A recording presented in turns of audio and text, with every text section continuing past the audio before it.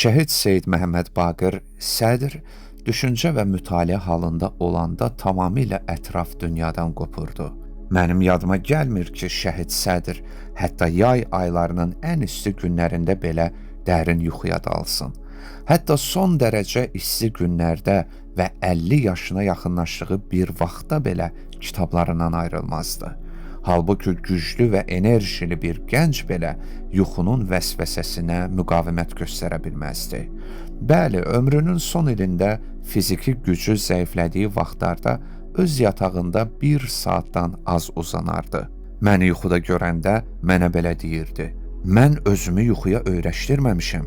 Çünki ömür qısadır. Sən ki hələ cavansan, nə üçün özünü yuxuya alışdırırsan?" Yayın çox isti günlərinin birində nahardan sonra yatmışdım. O məni oyadıb dedi: "Mən sənin yaşında olanda gündə təxminən 20 saat dərs oxuyurdum və o qalan 4 saatda da ki yatırdım, elmi yuxular görürdüm. Buna görə də yuxum adi yuxu deyildi.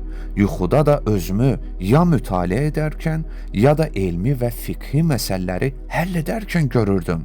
Əgər gecə-gündüz yatsan, bütün həyatını yuxu ilə keçirmiş olacaqsan."